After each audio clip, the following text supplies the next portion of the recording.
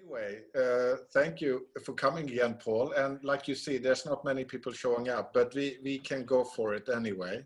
Sure. And Jack, I'd like to welcome to you also. And of course, I do have I have an intention, and I do have a theme behind these dialogues that we are trying to start up. We are already, and I'm speaking more to Jack. That's correct, your name. Yes. Yes. Yes. Sorry. I just want to speak a little bit to Jack because he's the first time here. So I want to try to explain what we're trying to do. And simply, you know, in Aikido, when we get into the motion and the kinonagare, where we are flowing with each other, it becomes, for me, it's like a physical communication back and forth. And of course, these dialogues are you know, we're using language to communicate and try to get into what I would then call an awakened dialogue, where we are free flowing in our dialogue about the aspect of unity itself. So the dialogue that we want to look for and be interested in has to do with the free flow itself, which is but without becoming heady and without becoming what you call it, Abstract. Abstract, that's the word, thank you. But like in Aikido, not to wait, not to hesitate, but have this free-flowing quality to it. And then inquire into it and ask ourselves, why would that be maybe a quality that has something to do with intuition, spontaneity, even a sense of freedom of interaction? And what is it that stands in obstruction to that? When the physical interaction stops in Aikido, what is it that we are stopping, holding on to, or breaking, or thinking too much about it? And so my love is to try to look at something that is partly using O Sensei as a profile of wanting to understand what O Sensei is all about, because he created Aikido, but also beyond O Sensei and beyond Aikido, what is spiritual life all about? What is spiritual dialogue all about? What is spiritual understanding all about? If there is, of course, spiritual is a controversial word for many. So we also want to make sense out of what that actually means. So we don't want to keep it in the la-la land. We don't want to be abstract about that. We want to be able to understand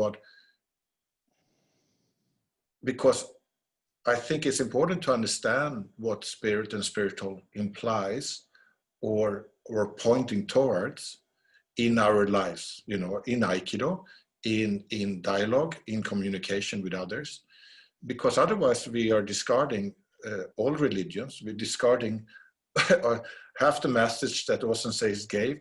So I think we have to be able to incorporate the word spirit. Of course, we can use other words, but I don't. But I think in order to understand the deeper meaning of these systems, religions, thought processes, I think we need to come to terms with these designations. But I want to come to terms with them in a living manner. Like in Aikido, we have to come to terms with it in practice. And so I usually start these conversations by asking usually the new people coming in, because slowly we're getting to know each other. So usually when there's a new person coming in, we kind of want to inquire a little bit what your background is and where your interest lies, because of course we don't want to stray too far away from where your interest lies, because we want to meet that interest. Now, of course, you can have questions about us, and so we can more or less come onto the same page, and then we can proceed.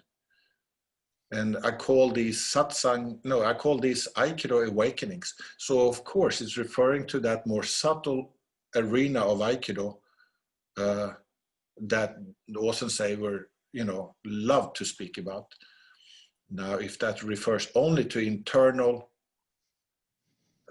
Aiki, or if it refers to cognitive understanding, that is for us to explore. Well said. I like listening to these dialogues because Bjorn says things in a way that I can understand. I think we have to, because the Aikido world is, whether we like it or not, the Aikido world has O Sensei as the O Sensei is the figurehead, and he speaks so much about the spirit world, and unless we make sense out of it, we are all just second guessing. My feeling is that he meant something very specific, but I don't understand what he meant. He obviously must have meant something specific because he could do things. Yes. But I think it's also because there is that part, and I learned a lot about that recently from Dan Harden, who's an expert internal physical internal mastery. I've never seen anything like it. So I can understand how O Sensei refers to an inner relationship just in a balanced yin and yang manner. I can understand that. But for me, that doesn't really, to some extent, it of course, your mind has to be with it. But it doesn't necessarily give a moralistic or ethical outlook on life. Not necessarily, I think. Because you can become a master at Aikido, but does that make you a more spiritual person or more better human being? Does it? Or are you just becoming proficient in your skill? I think it doesn't necessarily make you a better person. There has to be something you're trying to learn in it, and that's different.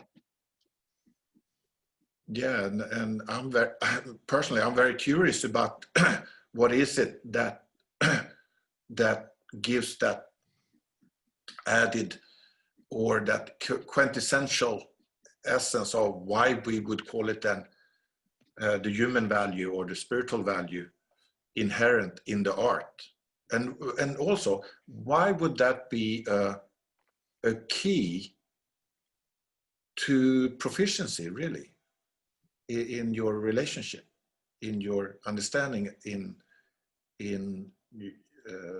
relationship with the world and with the other person? Why would that be key to his martial art, to his Aikido? Mm-hmm. And I think that is really where we would like to, yes, to speak about clearly.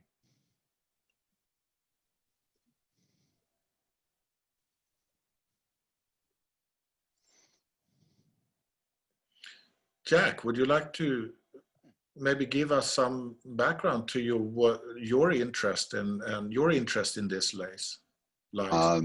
Okay, well, I got caught not in the Aikido side, but in the healing side initially, and I went to Aikido to figure out how Paul does it. And so I've been on both camps. My interest really is is how to watch people, how to help people.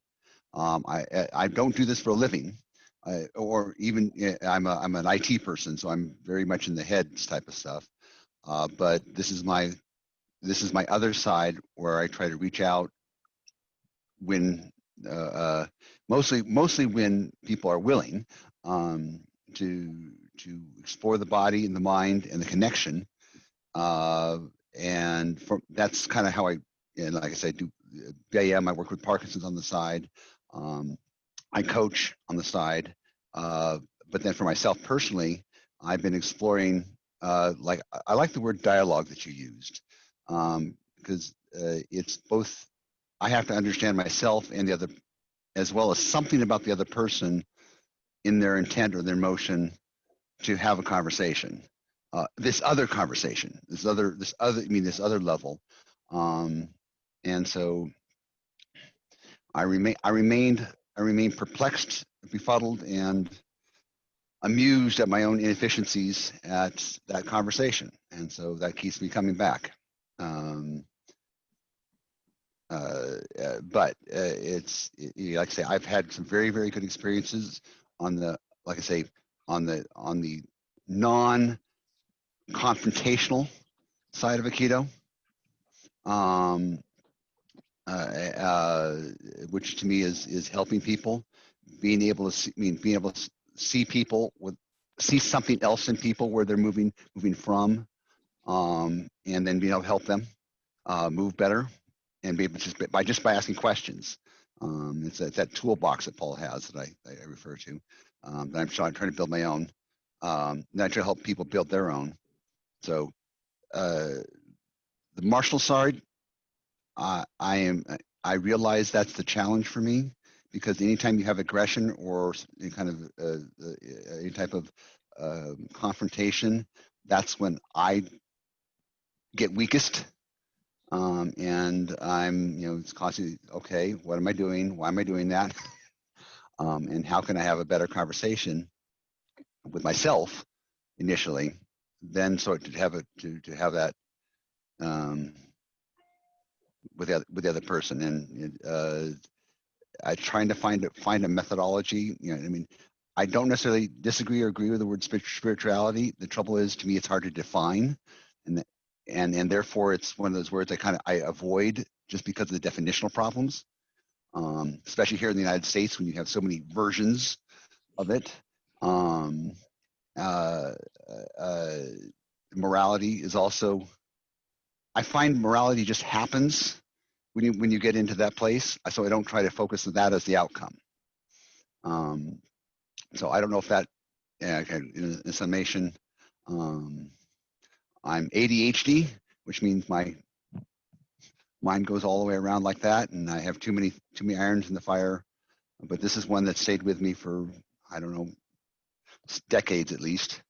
In the transformation, if I look back to where I was and all the different stages I've been through, it's kind of interesting, kind of that journey of what I learned from the first day on the mat or the first day in the BIM to now. It's they're not the same things. Mm-hmm. So.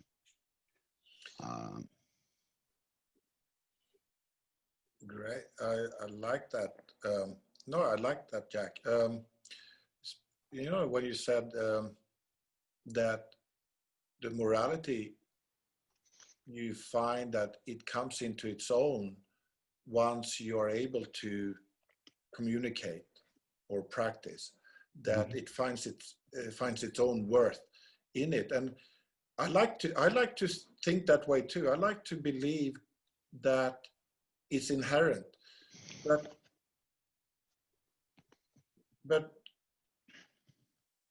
Can you find a counterexample of someone you think who has the power who doesn't have the morality? Yeah. So that to me would be the kind of the, if you can show me one without the other, and again, then then maybe have to ask what is morality to that person too. But that's kind of, that's why I would go for show me one without, and then I can might be able to separate them. Paul, you were going to say something. I think I was just thinking of a lot of people I know in Aikido, or even one is a lot, of course, who are predators and immoral people, the way they treat their students, but they're very skilled at the movement and the throws. Yeah, and even Okay. even beyond teachers that know their Aikido really well, I can just see a beginner stepping on the mat who's not sensitive to the engagement, who has not the evil bone in his body, but because his insensitivity and his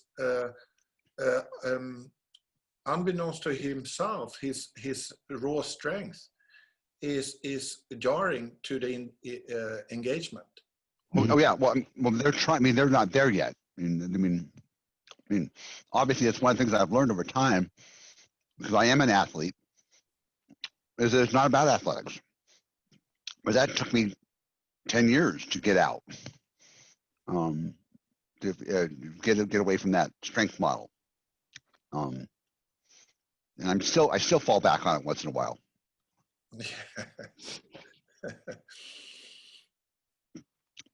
And to your Paul, the people I've seen who are good are good at joint locks and good at footwork, but I don't necessarily feel I have the dialogue with them.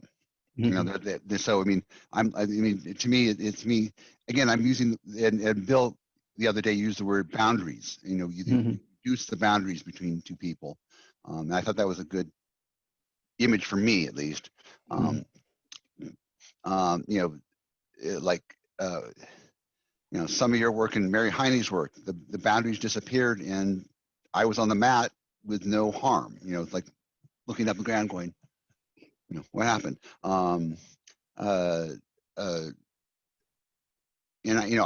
guess I see it also there's technique, and then there's this dialogue. And so to me, I mean, yes, you can have the technique, and I still think people could be better people. Again, a lot of this is, I've also find asking questions. What makes a good teacher? And that's what, you know, is it a business person? Is it a salesman? Is it a marketer? It's good videos. Who does the best YouTubes? You know, who has the most followers? You know, it's the questions that I think they're the important ones, for me at least, to in moving along. Yes. The thing that I think is inherent, not in everything, but in the stuff that is inherent in it, is kindness. If you approach the interaction from a place of kindness, or at least you're trying to, I think you'll eventually learn to be kinder and better. But if you approach it from proficiency in the movements without thinking about the kindness that underlies it, I don't think you'll get there. I may be wrong, but I think that's possibly what happens. Yeah. Paul. Judith, please. I'm impressed with your Aikido, Paul, because I can really feel the key when you're training. And many other people who say they do Aikido, I can't feel it in them. I'm also impressed with your kindness. You've probably forgotten this, but within about 5 minutes of the first time I met you, I was obviously in a lot of pain at the time, and you started trying to massage me. You asked permission first, but you were kind and you tried to help from the very first time I met you. And it's really sweet. Thank you. I imagine that was in England at some place. Yes, it was 2016 at Quentin's. Okay, right.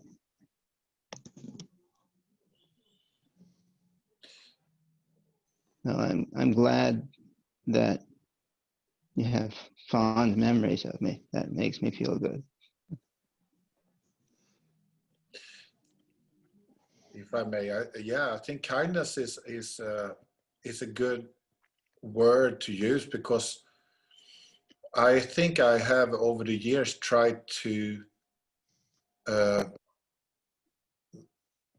become more sensitive in my Aikido, in the way I affect the other person. So I'm trying to do the same kind of, I have a very technical background. Sure, Iwama. Yeah, very technical. So 1, 2, 3, 4, 5. But I have always tried to make it less mechanic, make it less effective on the other, less tough on the other. Trying to do the technique as smooth as possible, becoming more sensitive to the engagement, and so to the point where, like you, Jack, you get up on the floor and goes, wow, that's so cool, that's so cool, do it again, you know. So you're not causing any reactions in the other body, just training. So I find that a beautiful process of training and getting in touch with the other and being sensitive to the other in the enactment of the the relationship. But I also comes to a point, I think there's also come to a point where I find that there's one point where I don't want to do something to you. I feel like, no, if I do something to you, I'm beginning to abuse you. So I was like, but as long as the engagement is, you know, when we have the uke nage, so because nage can't be just give up or stop moving, it still have to be in an active engagement. So there's a give and take, there's this play that's going on. And then the Aiki and the sensitivity works, because you're an ongoing relationship. It's an ongoing thing that's going on. And I don't feel that I need to then manufacture something. Of course, I can steer it in a, if I have a relationship going, of course, I can move it. I can try to move it in a certain way if I prefer it this way rather than that way. But it's really, so I really came from a very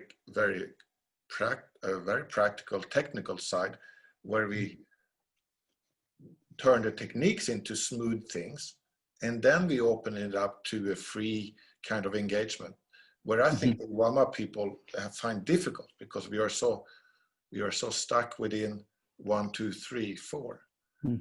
But I think there is a way out from that, and then I learned from you, Paul, and I learned from so many other teachers. And I think, coming back to that, Jack, I think who's the best teacher? I think there are good everybody.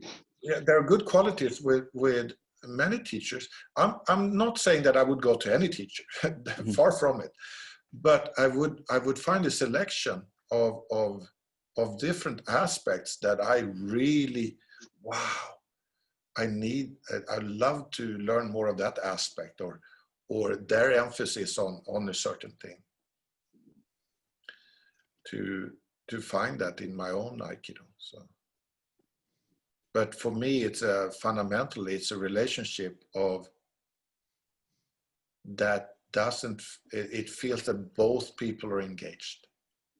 Both are equally engaged in something. And then I feel really good of receiving it, and I feel good at giving it at the same time. You do well, Bjorn. One feels very safe practicing Aikido with you, because you're careful and you would certainly never deliberately hurt someone. And it's a very nice atmosphere in your lessons. The same energy comes through in the dialogues. What do you say about that, Bjorn? But I'm in a good mood. No, but thank you. Thank you, Judith. You're always so nice. Thank you.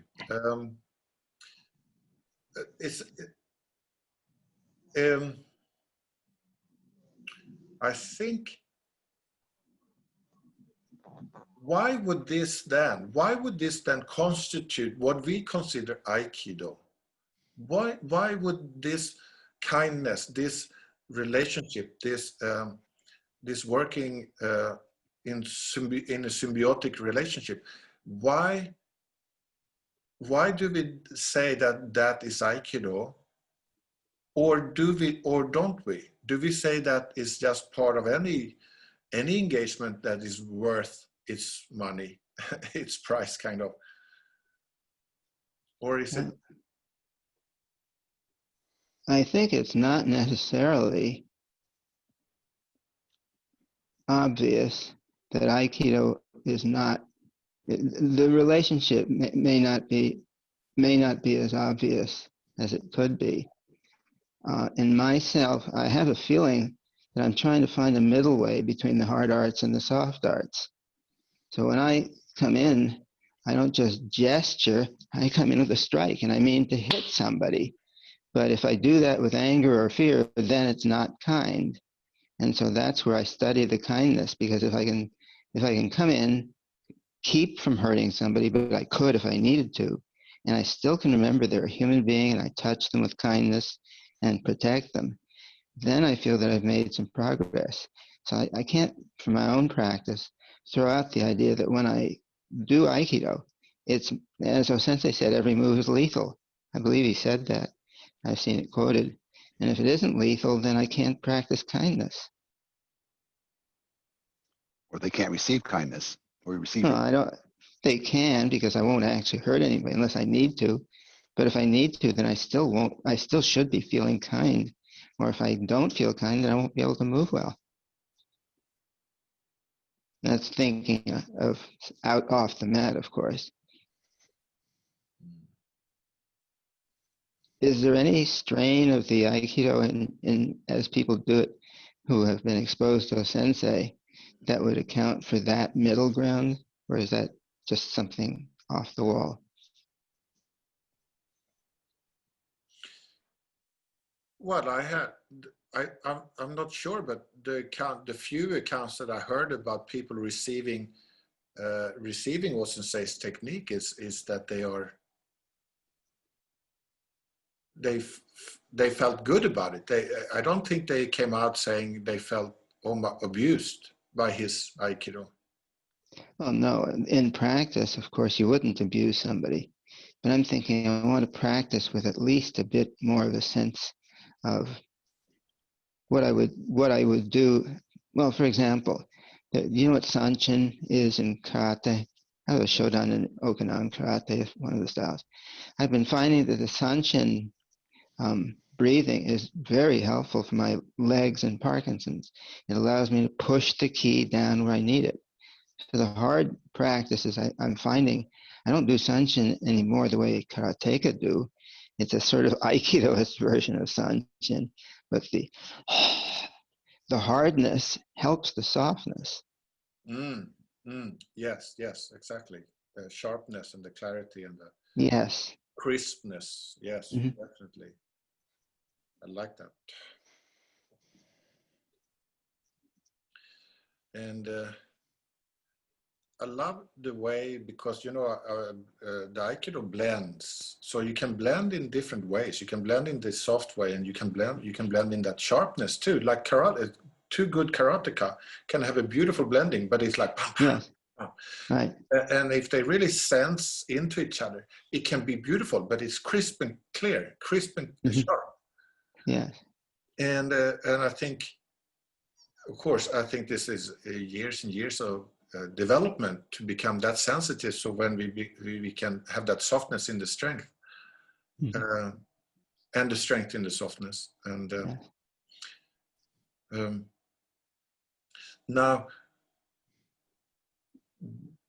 where is the transition then? Where does it lend itself into a dialogue of learning about the spirit? Because side by side with his martial endeavor, they also were on a spiritual quest. He went to see his spiritual teacher, Deguchi, who was, of course, very eccentric and all of that. But I also want to make a reference to Eastern arts as opposed to maybe our Christian upbringing in the West, that has the whole quality of the teachings of love and forgiveness and surrender and morality and all that.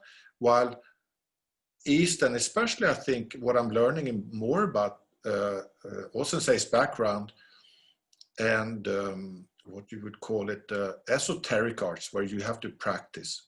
You practice a lot. You're honing your vessel. You're practicing, and we can understand that in Aikido by putting in the effort. We do learn a lot by sheer practice. Mm-hmm. Where is the relationship that where I would then say the kindness that we can say maybe the inherent, or maybe you actually come upon that you realized, oh, I've been a shit all my life. I don't want to be a shit anymore. I wanted to start treating people honorably. And in that also realized physically so, but also mentally. And when we speak with each other, I think it's a learning process. So Yes. this is a learning process. How do we engage with other people? Mm-hmm.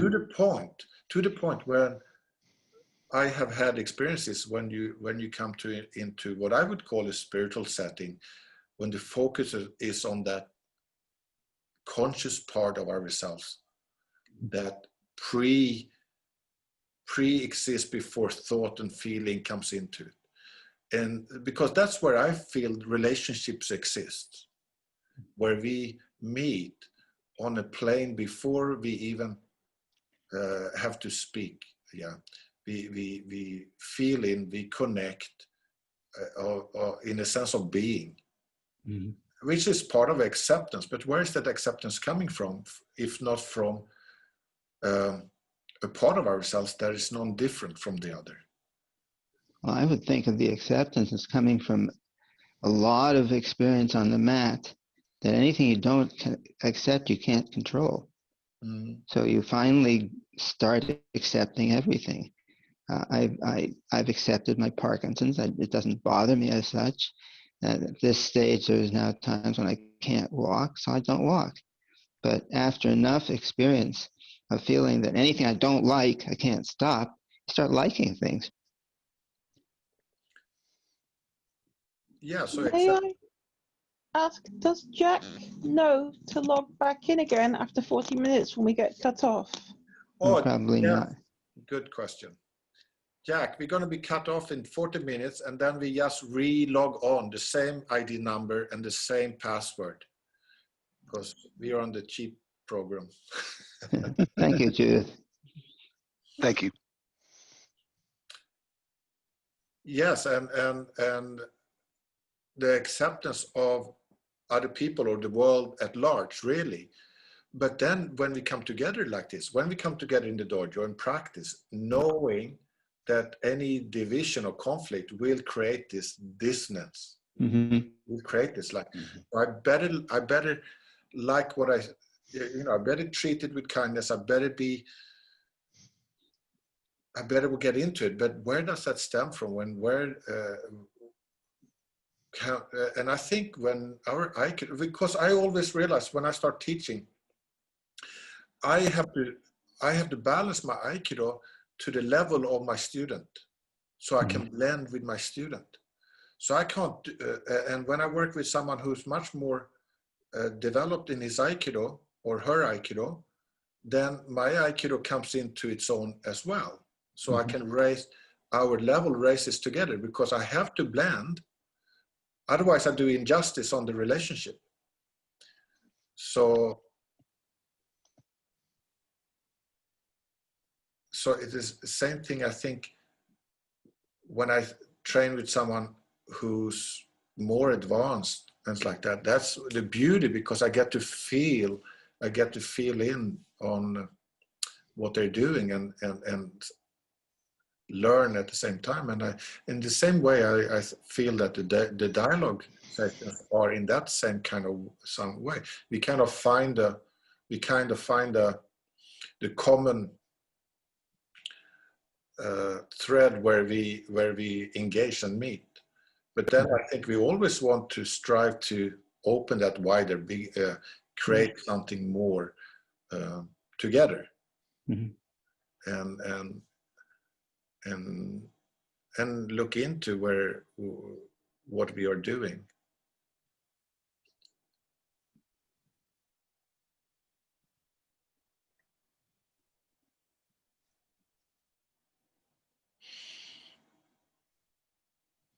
I wish the COVID virus would go away so I could come and practice with you. Yes. Hopefully next summer, next year. Yeah. We'll see. Yeah. That would be awesome. I find communication like this, a dialogue format, and the learning of it, I find equally satisfying. Yes. In a different way, but equally. Yeah, in a different way, yes. Yeah. But it follows a certain same kind of selfless participation in order for it to work together.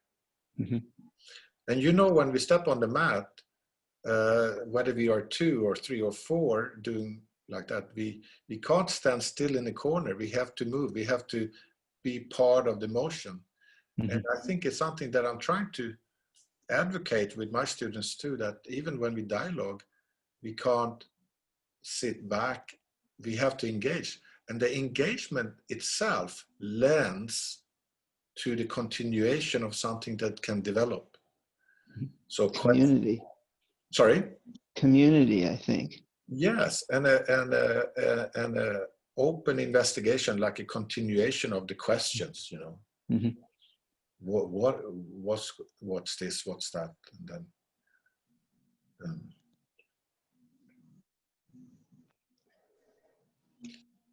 great.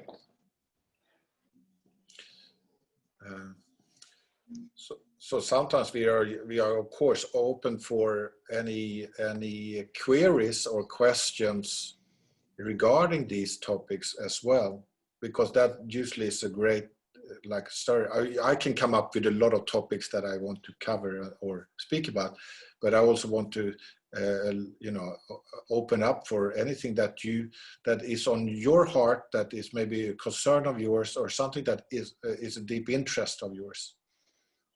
I have something I've been puzzling about for a long time. I think I've come to something. What is the understanding in Aikido, in Japanese Aikido in particular, because Americans I know a bit more about, of what is violence? We talk about Aikido as not being violent. What do they mean by violence? You mean in Japan? Yes. Is there a word which is equivalent to non-violent martial art? But what first comes to my mind is O Sensei is Aikido is non-resistant. I don't know I don't actually think that the Japanese person would say Aikido is non-violent, because I think many of them hold that Budo is essentially a martial, violent means. But so I think I'm not sure about this, but I never really heard, and I was in Iwama with Saito Sensei, and it was tough training. So I think violence for them is a part of their history and part of Budo, and part of, in that sense, part of Aikido. And you, like you said when you mentioned that O Sensei said every motion could be lethal. So I think they see violence as an impersonal, a force that sometimes you have to meter it out depending on your skill or situation. But I think when O Sensei, maybe when I use non-violence, because I mentioned Aikido being non-violent in the way I express my feelings of Aikido. What the Japanese, I have heard this from another Aikido teacher who had a Japanese Aikido teacher too, when he they were late. This is typical of Japan, yeah. So this friend of mine who's a Shihan teacher, he lived in Japan many years, and he got very friendly with his teacher, who's one of the top teachers in Western Japan. And they were drinking one late night, like you do, and quite drunk. So my friend, a bit older than me, leant over the table and said, "So tell me, what is Aikido?" And the teacher just went, boom, just hit him straight in the face, full force. Like, and he's like, okay. So I don't know what that means, but for me, it's like, for me, that's very Japanese. Yes, it's very Japanese. And also kind of, very martial.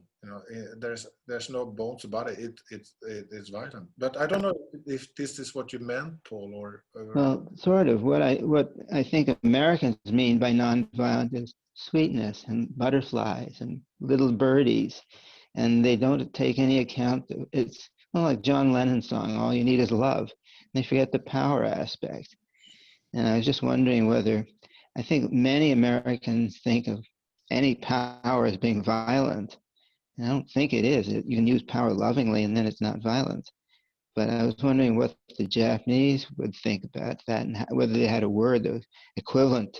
I have to say, whenever I give a talk, Aikido is a non-violent Japanese martial art, as opposed to the others that are violent.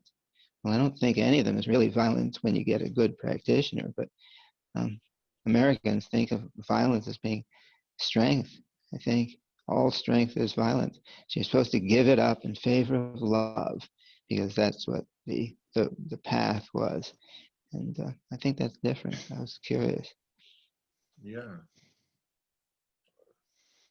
Aikido can be incredibly powerful and still not hurt anybody because we're careful with it. Yes, but you can also be incredibly powerful and hurt somebody, and it doesn't, I think, need to be violent doing that.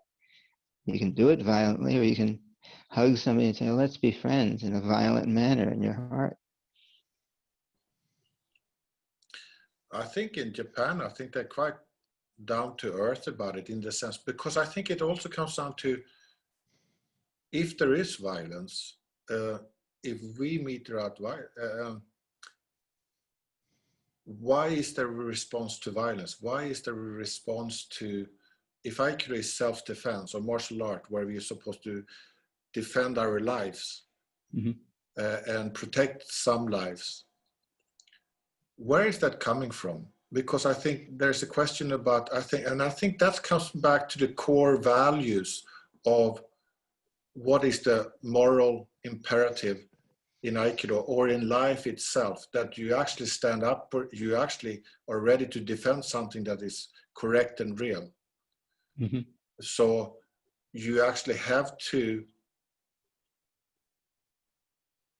respond in love, which is strong, but it's very, very, what you call it, it's very,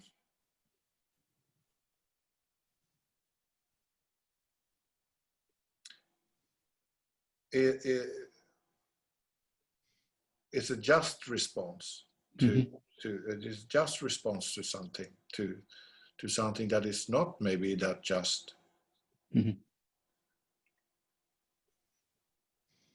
I think there we hit that relationship that comes into play, where what is our response in dialogue about what is correct and appropriate to a more and more subtle degree,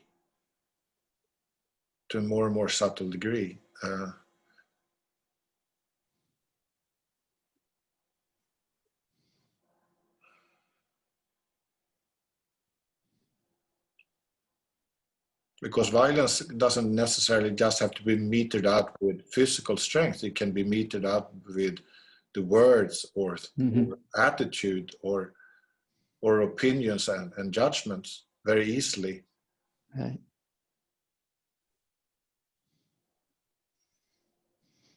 Words can often hurt people more than physical violence can. What? Like saying something. I made up a phrase. I work a lot with people who've been sexually abused, and I made up a term, de-existify. If someone sucks the existence out of you by using you as an object, that hurts a lot more than physical violence.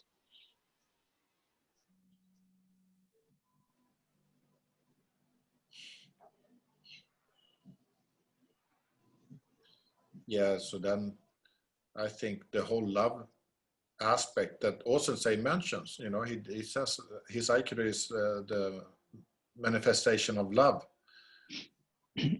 And of course, love is, for me, it is what spiritual is.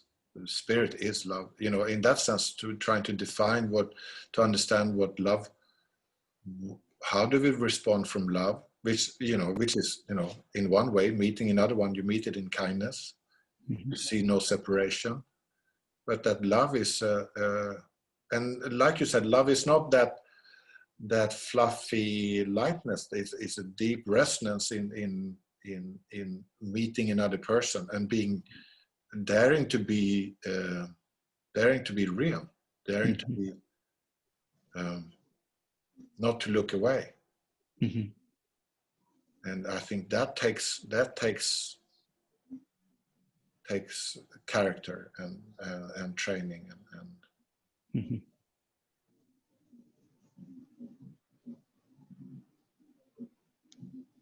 Judith, you look like you're thinking. Yes. What was I thinking about just then? I'm not ready to speak just at this moment. I'll probably come in a moment. Sure. We were talking with Deborah, and she was talking about what the rabbi was saying about Isaac and Abraham and the binding of Isaac. Yes. I could see some link coming, and I'm not quite ready to express it. So maybe you guys should carry on talking for a while, please. Okay.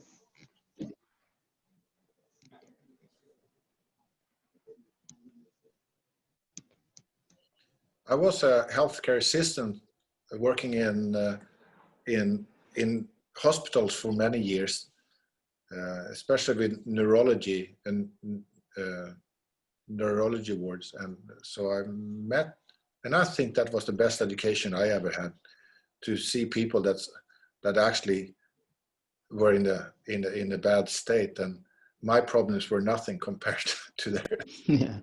So it was a humbling experience, but also it was a wonderful learning how to be with people that did not kid around. They were serious, because they were many of them were very, very seriously ill. So but it was also beautiful to be able to spend time with them and learning how to be a human being with them, and taking that into the dojo, just facing off and knowing that, and for me, the training, because I've never been a fighter, I've been afraid of a fight, and I never really got into it. I never got into Aikido in order to defend myself. I just enjoyed the training. It was just fun to wrestle with the kids, with other kids, have fun. And but that sense of joy of training has always carried with me. That joy of training with another and learning about oneself and the other. Now, I never play fight. I never have that what if, what will you do if I do it like this? And it's like, give it a break.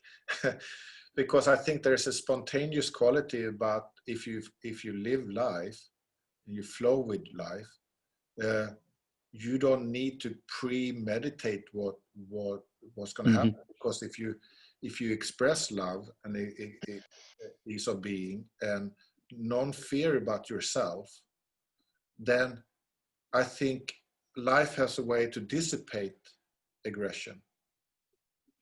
Or hopefully, I mean, of course, I don't live on the front lines and I don't live in the bad neighborhood. So, you know, I know people that are much more streetwise than they know. They know how to. They have to deal with daily violence. But uh, so, but I do believe that there's the training itself. Of course, everybody in one way. That's my approach, and of course, other people have a very much more hands-on, practical learning approach in real life situations. Has never been my forte or interest, but and I think that's part of much Aikido as well.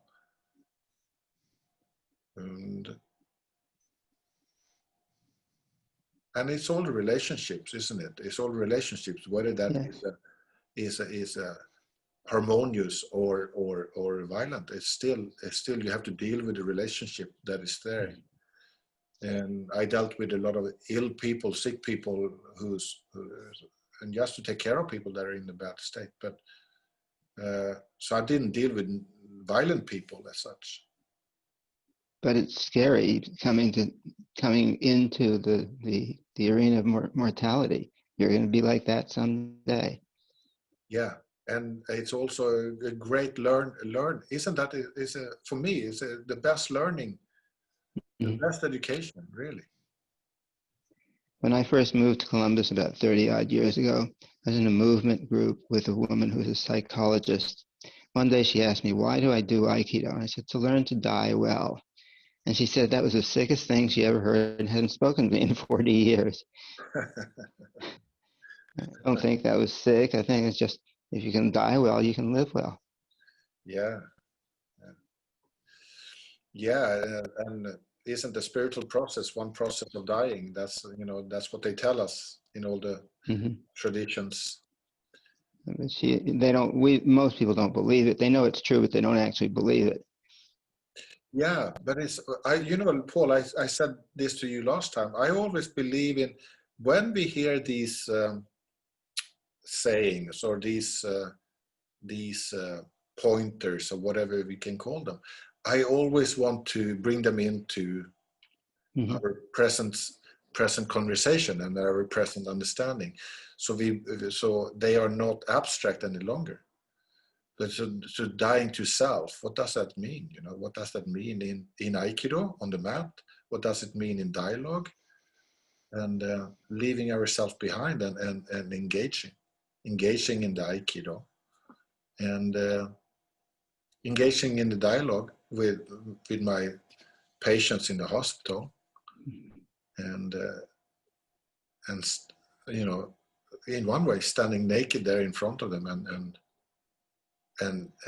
engaging and learning. Well, I think in one way,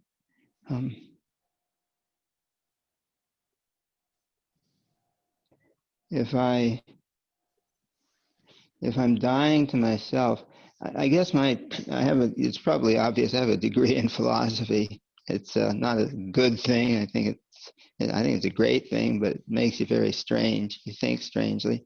But I always try to find some concrete, small representation of a big problem. At least I can study the small thing a bit. So when I think about dying to the self, what I'm thinking about it is, if I worry too much about surviving the fight, I'm distracting myself. If I just stay with what's happening, and that took me 30 years to figure out. It probably take me another 30 years to do. But if I can just stay with it without worrying too much, then I can do the best I can do. So I would imagine dying to the self is like that, but much up there somewhere. Yeah, because I think all these things shouldn't be up there. I think they should be brought down, like you said. They should be brought down in our conscious experience of what it means, in the dialogue. I think it's the way physicists, when they first started off, before they knew they were doing physics, studied balls rolling down inclined planes, because the balls dropping were too fast. They couldn't measure it. But if they slowed it down on an inclined plane, they could start to figure out the rules of motion and gravity. I think maybe Aikido is sort of like an inclined plane for people who aren't smart enough to go straight to the finish line. Yeah. So Aikido is dying to self slowly. Yes, How can it be less scary? well, you break it down a little bit. You die just a little bit. You don't have to die all the way today. You die the rest of the way tomorrow. Yes, and actually, Judith, that is bringing you back to your question about Joseph. Was it Joseph? No, It Abraham. was Isaac. Yeah. Yeah, Abraham. But Jack, what do you think? You've been silent for a bit. Well, my teacher's right down there in the bottom of the screen, so why do I need to talk? No, Because you got things to say that I wouldn't, that I don't know. And you know, you couldn't get away with that in the dojo. I know. No, a lot of this. I mean, I am jumping out being ADHD. I jump out and think about situations of my work experience and dealing with certain people and certain situations, and you know, some of it is kind of, oh, what would I do here? What would I do there? But then I got to kind of put that aside. So right now, I would say just absorbing, listening. I don't know if I have much to add to the milieu here. I mean, I would say from a daily practice, it's hard to stay in the moment. It's hard to stay and it's hard to keep to the kindness. There's so many distractions in the process of living, I guess I would probably say. But you know, trying to go back. Okay, I just keep practicing, keep trying to find it. So. Well, how does this apply in your practice as a woodworker? Same thing is just taking it. Well, how do I practice the woodworker? Just take the deep breath. Try to see the wood not just as an object, but as something that has a life of its own, has curves and grains and things, and not what I'm doing to it, but what we're kind of doing together, so to speak. That's kind of how it's changed a little bit, probably with me. And then slowing, and a lot of this is just slowing down. Stop hurrying. What's the rush to cut? The cut will be there when it needs to be there. You know, looking at my lines, making sure that I'm not cutting on things I don't want to cut, or that did I pick the right side, or did I pick the right look? I mean, for me, Paul, most of the time is you know, how looking at people and trying to see, well, do they want to be helped? That's kind of one. So kind of seeing, are they open to suggestions? If not, you know, just kind of, you know, hey, wait to get invited or see an invitation, and then finding something to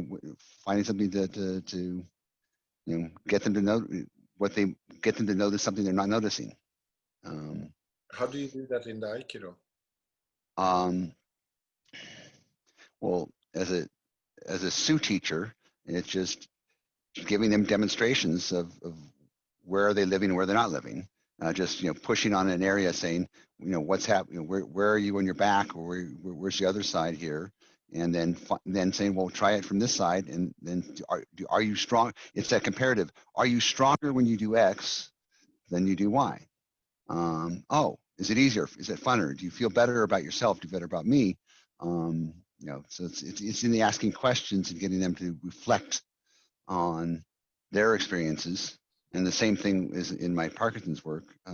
It's getting them to reflect on how they're feeling in their body. And again, it's the marrying the two pieces together, the feeling in the body as where in the body and what feeling, and and tell me why that's important. You know, and then they'll fill in the pieces.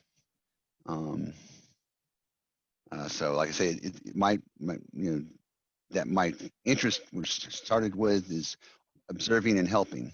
And a lot of that is also observing and helping myself too, is to be more relaxed and see more things. So I like the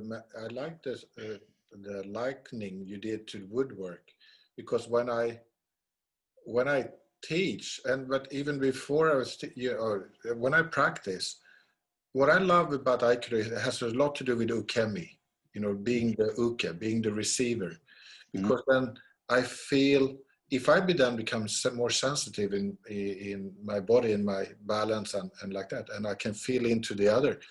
Being a teacher, I think I can, by being a better uke, I can make them feel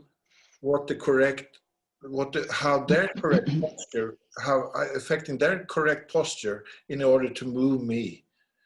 So it's almost like that blending, and then for me to be the best uke for them, so they can feel what they need to do. And I was thinking, you grabbing up a piece of woodwork, and how do you, when you work on the wood, how do you blend? That's that quality in your hands that's going to give the wood make the wood talk. Yeah. Now I agree with you that, and I do this in Parkinson's and my other coaching is success is when they feel it, not when I feel it. And so try to get them successes of, oh wow,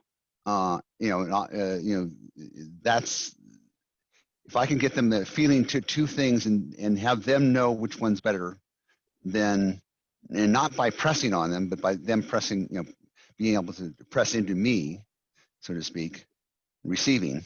And again, that goes the Parkinson's too, is which is better, X or Y? Why would you want that? And again, they fill in the pieces, and then they get the experience of success, and it's that finding ways to get people's successes, especially when we get in this harder and harder level, because we really started with this ethereal level. How do you get successes? How do you get yourself to success, let alone then get someone else to success with this dialogue, this kindness dialogue that we're looking at? But they coincide sometimes, don't they? Oh yeah. But I find the lesson, okay, probably just from where I'm at my level, but just the teaching and the learning get maybe they're just as hard as they always were. It's just I perceive them as being harder now, but it's getting the successes. Just kind of say, oh, this is where I want, this is it, or this is the next thing. That's okay, that's why I'm attending. I'm trying to figure some stuff out and figure out how to get successes and listen to other people. So, yeah, likewise. Yeah.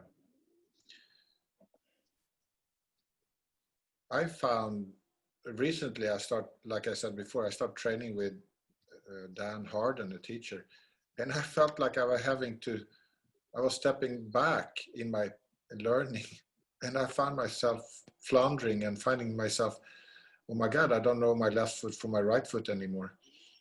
And in order to learn something new, I felt like I came back to my students. I go, I don't know.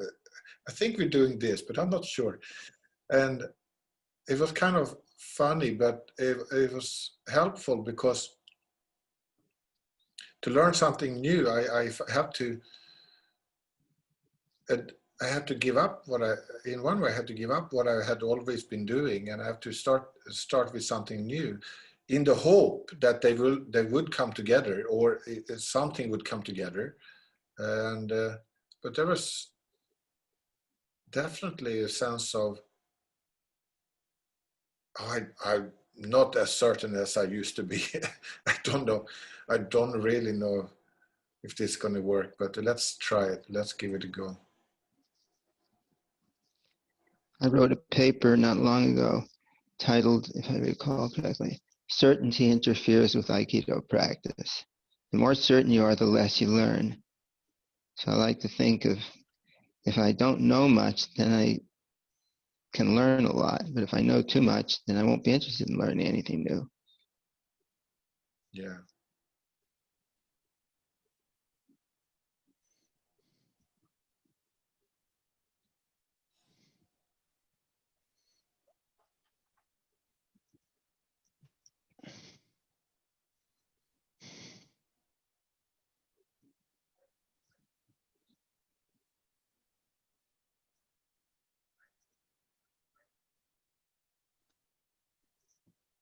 Yes.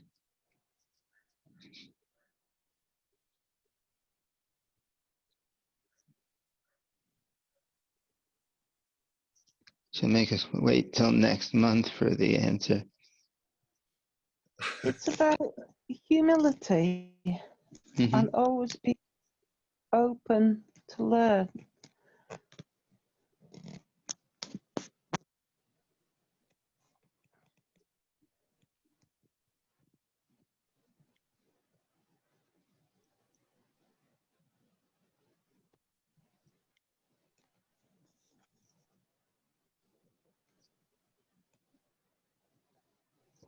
I think perhaps humility is the spiritual equivalent of, in science, being tentative, always waiting for the next data to come in. Mm-hmm. I never thought of that before as being similar. I was a science teacher. Uh-huh.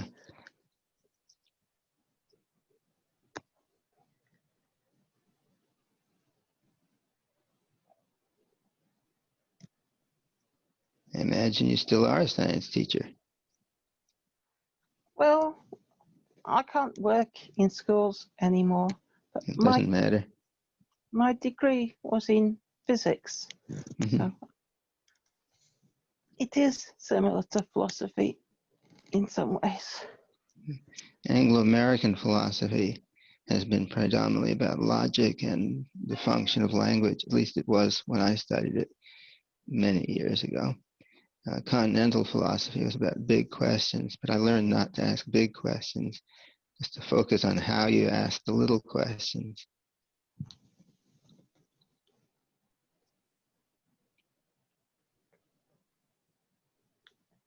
So here we can ask the big questions. In little ways, of course, for me at least. So Judith, your enormous question about Abraham. Oh, No, I'm just kidding. You don't have to go there. it's about, like you said, it's about giving up everything.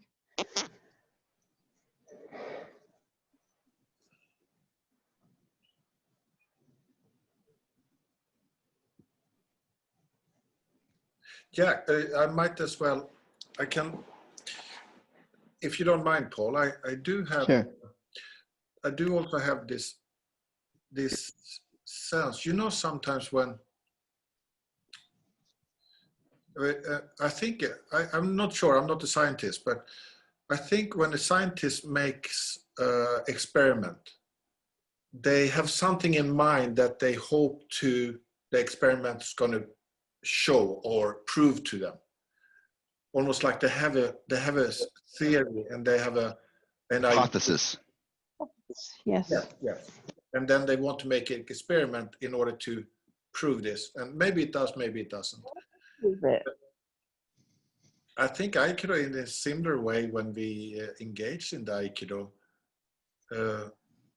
and Jack, I come back to your, when you were saying about, it's about able to keep the focus on an ongoing manner, coming back to the mat. And I always find that's what I love about Aikido, because there was always no pressure on me to come to the dojo, because there's not a team to make, there's no competition to win. You come there when you want to, and I always love that.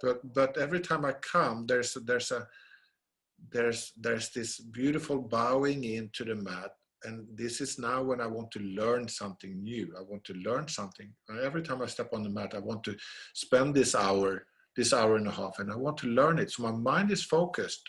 So coming to the dojo, I'm already focused on putting my gi on and can't wait to sit down and bow and get into practice, because it's such a loving practice. And I just love that practice. And I think I approached the spiritual questions in the same kind of dedication, in the sense that I had a lot of, there are different techniques, spiritual paradigms, spiritual ideas, spiritual things that was my hack, that I wanted to come in, and I want to pursue them, and I wanted to experiment. I want to use the experience of myself in order to understand them. And one of them that stuck with me is this theory of unity, of oneness between us, where there are no borders, there's no separation between our conscious being. And I always love to pursue that question, but it really came into fruition when I did this inquiry with other people. So it's like in Aikido. You can be the best Aikidoka in the world, but if you don't have another, you can't do much. Yeah, you can do suburi, but it's, in the end, it's like, no, I need another person to work with. And same thing with spiritual dialogue, what I would consider spiritual investigation.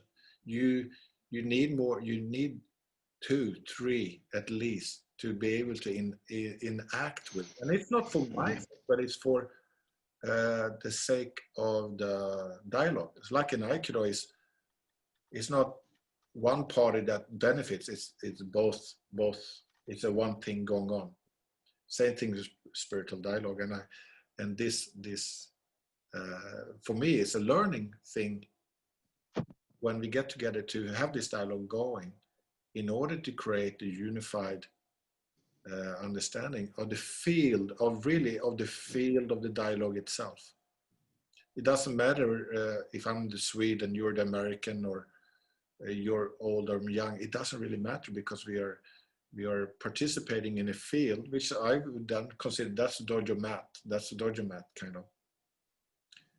And I'm totally fascinated by that conscious aspect of our being that engages. Mm-hmm. Mm-hmm.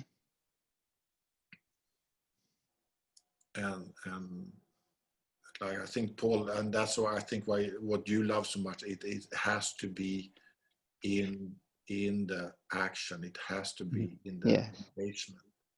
Mm-hmm. Otherwise, it means nothing. Right. Well, and the reason why I say this is because what we want to learn is, what is it that stops a free flow?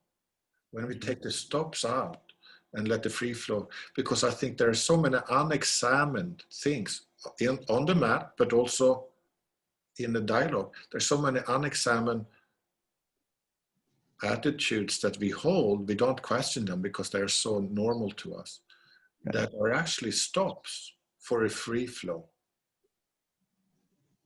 And once we take those stops out, we have a really beautiful communication going on. yes. It's like in Aikido, it's much more powerful when you completely relax. Mm-hmm. It takes away the stops and it lets it happen.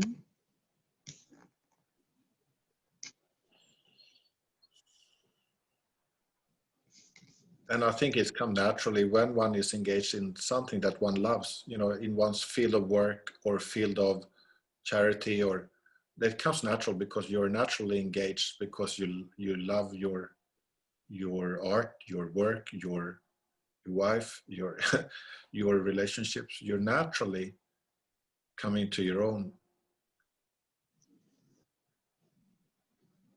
So all we have to do is find something that we naturally, each of us loves.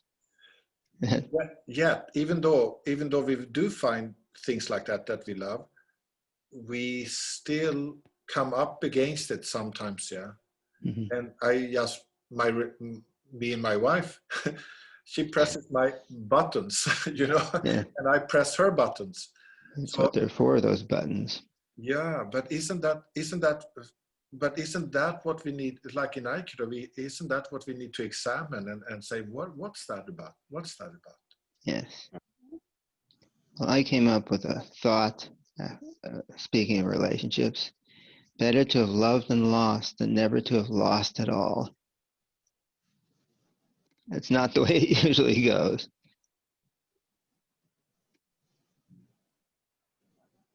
Thinking about that. Yeah, I'm very slow. That's okay. The usual is better to have loved than lost than not to have loved at all.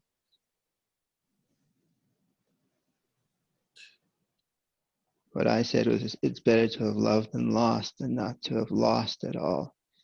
It's in the losing, I think, that we learn a lot. Yes. Hooray. Yes.